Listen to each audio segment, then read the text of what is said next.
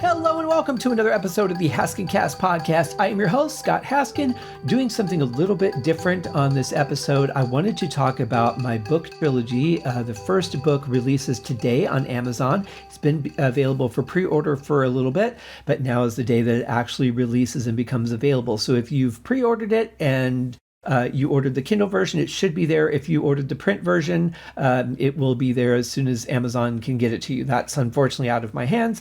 I will also have signed copies available through my website as soon as I get those links up. The links will be in the show notes, but I'll hopefully have them up before this episode airs.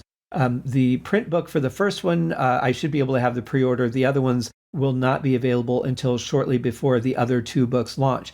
The launch schedule is book one, obviously today, November the 22nd, and then book two will be December 27th. And book three, January 24th of 2023.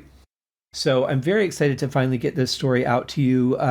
Originally, this was a 14-page screenplay, and I finished that in February of 2010. So we're almost 13 years from the initial draft completion of the short film. I was going to shoot it with some friends over a weekend, pay everybody like $100 out of my pocket, and just have some fun. Make a movie that had kind of a point to it, but, something that was a little short. I would do the music. I had the whole thing cast. We even did a table read of the screenplay, which was great.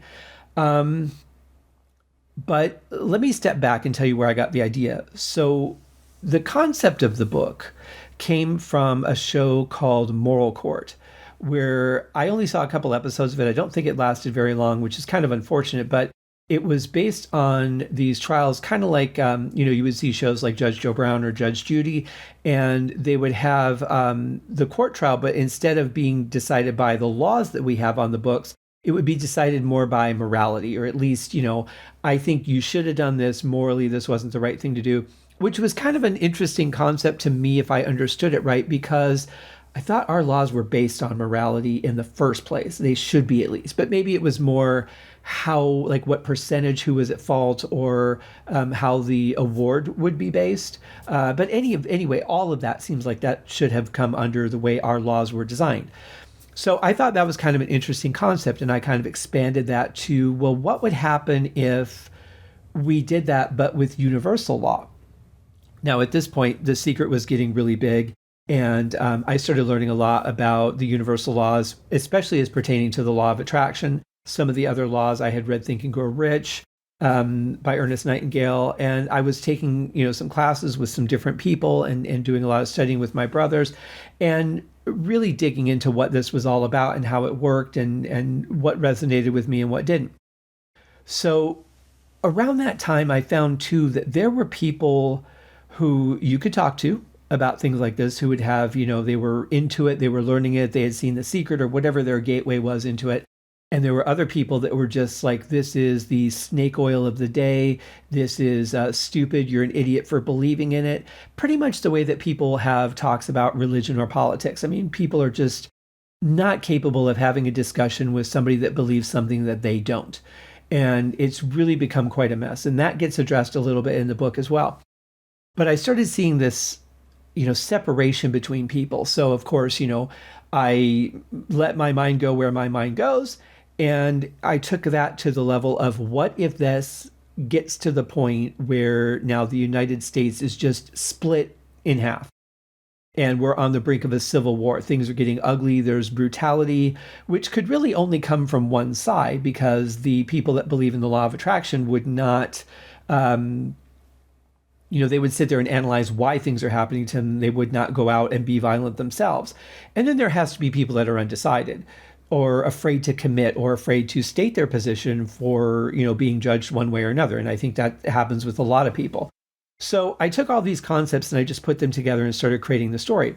Originally, it was very simple. The whole thing took place in the courtroom. It was a short trial, divorce case between a husband and wife. I have not read the screenplay in a while, so I can't remember if they had a child or not.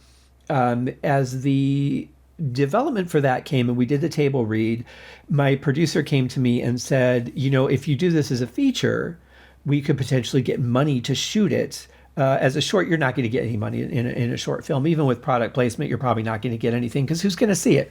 So, so I rewrote it as a feature-length film, and then it was okay. I like this, but let's try it as a car accident case. So I rewrote an entire feature as a car accident case, but I wasn't happy with it because I couldn't find a way to really connect to the characters. A divorce, they're connected. They have that history. There's bigger stakes. With a car accident, it's pretty much what is the court going to decide, and injuries and whatever. So I was never really happy with that. Then she said, I want you to rewrite it, but tell it from the perspective of the reporter. So again, rewrote an entire script telling it from the perspective of the reporter. But again, I found I couldn't get that connection between my characters that I really wanted to. So I rewrote it again as a divorce case, but as a more, omniscient, where I could kind of follow everybody and be the all-knowing storyteller of here's what these people are doing now, here's what these people are doing now, let's go visit this person, kind of setup. I just find that writing from a character perspective, it's not something that I'm good at. I know some authors that are incredible at that. They can tell some incredible stories, but there are so many characters, so many different storylines that are being told at the same time. I just couldn't find a way to do that and have it make sense. I'm sure a more skilled writer in that methodology could probably do something incredibly wonderful, but that's not me. So I rewrote it, and that was around the time I was moving to California. So there wasn't really any ability now to shoot this in Arizona with my friends anymore. We never found any money to do it. So it really became more of a, okay, now what am I going to do with it? I thought the idea was good. I thought the story was good. I thought it was compelling. It had a lot going on. And I thought there's some real messages here about society and how we interact and how we treat each other. I think there's some value in this story getting out. So working with a friend, we shopped it to a couple of studios. I don't know what actually happened. What I was told was that there were two studios that were interested. Paramount and Warner Brothers were very interested in it, but they weren't ready to shoot it right now. Now, whether they were even approached by this person, I do not know. Whether anybody ever read it, I do not know. But what I do know is if that happened and if that was their response, that is going to end up in a drawer or a filing cabinet somewhere, and no one's ever going to see it again until somebody goes to clean out and recycle that paperwork. So they were pretty much dead ends. And so I was pretty frustrated at this point. I didn't have any other avenues. I had finished the third version, or I was just about to finish the third revision of my Becoming an Independent Film Composer book. And I thought, why don't I just, it seems whenever I trust other people to do things, nothing ever happens. So I'm going to take this back and I'm going to put it in my own hands. I'm going to convert it from a screenplay to a novel. That shouldn't be too hard, right? Yeah. So I figured, a screenplay is very dry because that's all going to get filled in as they adapt it for the film, right? So you're just writing the story. Here's what happens. You're not writing, as they drive by, they smell the fuel of diesel from the truck next to them. They're passing this beautiful outcropping of trees. You're not filling in all those colors. So basically, I thought that's all I had to do. Not at all. The story was being completely rewritten as I was redeveloping it for a novel. I was just coming up with all these ideas. And then I got invited to shoot for a day on the set of Jason Bourne. They were doing some shooting here in Vegas. They actually shot quite a chunk of the movie here.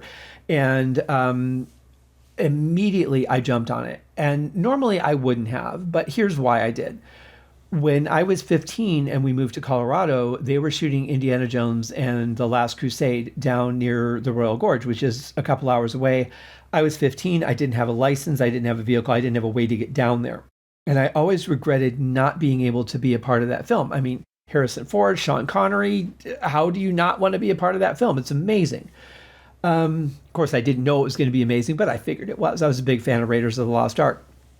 So that always ate at me a little bit. I always feel like I missed out on something really special there. So when the opportunity to shoot on Jason Bourne came out, I thought, well, yeah, why wouldn't I do that?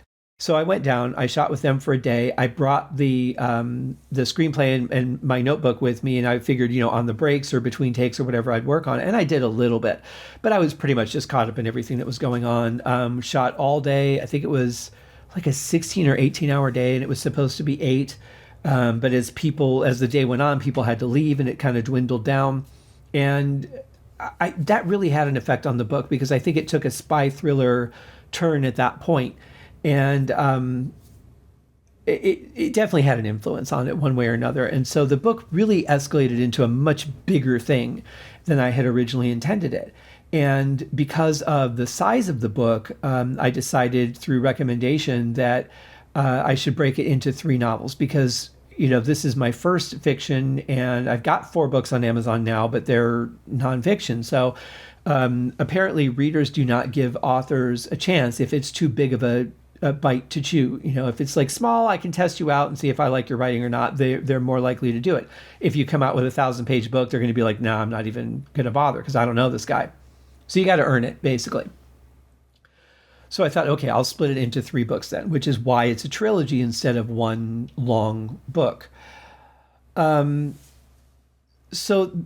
as the story has developed, it went from a simple, courtroom scene, let's just shoot this over 2 days, to this would be a massive undertaking for it to be a film. And I think it would be awesome if somebody would like to adapt it. I would be very open to ideas for that. There's a lot of characters, but there really are only so many that are focused on. So at first it may seem a little bit hard to keep track of everybody. I had a hard time with it for a while. But, obviously the more I worked on the book, the more everybody kind of grew on me, and I started developing them as people a little bit more than the original draft. This has been rewritten so many times. I don't even know now how many drafts I'm on. I just know that the first one was finished October 28th of 2010 as a 14-page screenplay, and the book was finished this year in 2022 and edited and ready for beta reading. And even after the final beta reading, it got some revisions with those notes and with other things I caught as I did my final read through before releasing them. It's been a crazy journey, almost 13 years to get this project out. I never take that long to do anything. A lot of that was out of my hands. A lot of that was waiting, which, it is what it is. When the projects get done when they're meant to get done, I think it probably in the end is better for it. But I think it's a pretty comprehensive story at this point, and I'm really proud to get it out there. I do want to mention my graphic designer for the cover, Scott Lazinski. He did an amazing job. He took a basic idea that I had and turned it into something that was really 10 times better than I could have asked. I had thought we needed from my original sketch that I sent him, I thought we needed an extra element, and then we ended up taking that out because I just wasn't happy with it. I think I overshot my concept at the beginning, but he, just like when I work with Kelly, like I give a simple drawing and a concept and they turn it into spun gold as far as I'm concerned. Love the color. I love the graphics. All 3 covers are done and absolutely spectacular. If you go to my website and you click on the book links, there's links to all the series. So the Vegas series, my composer book, audiobooks I've worked on, and also this, the Universal Court trilogy. So if you click on that link, you can see all the covers, a short description of what each book is about. It's so hard to write those because I know what happens. I want you to get excited about it, but I don't want to tell you what happens. I need to tell you enough to where you'll go, okay, I'll give this a shot. I want to see what happens, but not so much that I'm like, you get to the point where you're reading things, you're like, yeah, I knew that was coming. He said that in the description. So those are really super hard to do. I don't know how many times I wrote and revised those, probably more than the book. But I'm really proud to get this out. I hope you'll give it a chance. If you do, please leave a review. If you hate it, if you think it's the most horrible thing you've ever read, write that down. Be honest. That's all I ask. I don't want anybody lying or anything. Just be honest. Don't do it to please me. Don't give it a 5-star review just because we're friends or because you know me or you listen to my podcast or whatever. Do that if you think it's worth 5 stars. If you think it's worth 3, give it 3, whatever. Just be honest about it. And the most important thing is that you give it a rating. At least if you want to give it a review, even better. It just helps me get seen by more people. And honestly, we're unpublished or non-published authors or self-published authors. we really need that word of mouth. It is so important to get seen and to, help climb the charts and get noticed, to get on that new and noteworthy section to where Amazon's recommending it to people. It's a tough thing. And there's so much art out there, especially with the pandemic. So many people were releasing so many things. What I heard the statistic was like 62,000 people a day upload music, or 62,000 songs a day get uploaded to iTunes. Like, that's just insane. How do you cut through that and get noticed at all? It seems almost impossible. Well, the way that you do it is word of mouth. So please give it a whirl. Even if you just want to read the first book, the Kindle is 99 cents. I did that as try to get you interested and be willing to give it a shot. They're not huge books. 75 to, I think 75,000 words is about the average. So not huge, definitely digestible chapters. A lot of the chapters are really short. I did that on purpose. I like when I read books, I like to have short chapters because I get that, all right, I don't want to go to bed yet, or I'm really tired, but let me just read one more because I really want to know what happens. Or, oh, the next chapter's only 2 pages. I'll just read 2 more pages and then I'll go to bed. And then it's, all right, the next one's 3 pages. I'll read that. So in the beginning, there are longer chapters. There are some very long chapters, but most of them, as you get, I would say about halfway through the first book, most of them are pretty short. And that was done definitely by design. It happened to work out well for the story, or at least the way I was able to tell the story. But I think it covers it all. But it's just like, okay, I'll read one more.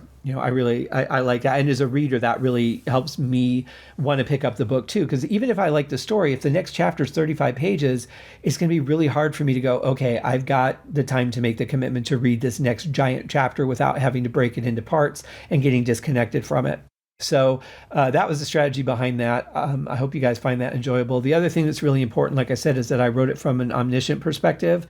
So it's not following any one story. There's multiple stories and multiple characters intertwining with each other, but we need to know what's going on with each of them. So I thought that was really the best way to do it. Some people don't like that style or can't follow it. I understand that. That's why I want to be upfront and honest about it. I did put that on Amazon on all 3 book descriptions, and it is on the website just in case that is an issue for readers. Some readers are very, very picky about that. So I wanted to be fair and give you that heads up. I don't know what more I could do. But I'm really proud of this book. I hope you give it a chance. And even more importantly, I hope that you rate it. I hope that you tell your friends, share the post, spread the word, whatever we can do to help. Because I think that the commentary in this book, I think could really be eye-opening and can help make the world a little bit better, even if it's just for a short time. Anything that we can do to lift the stress, to treat each other better, to find better ways to do things and work together, I think is very, very helpful. So that was my point with all of that. That's pretty much all I wanted to say about the book. Like I said, I hope you guys will give it a chance. Thank you very much for listening and watching, if you're watching the YouTube version. I think this is the very first podcast I've ever done with just me. Usually I only do interviews on YouTube. So something a little different, but you got to branch out. You got to do some different things sometimes. And I definitely want to see this be successful. So thank you guys for your time. See you in the next episode of the podcast. Cheers.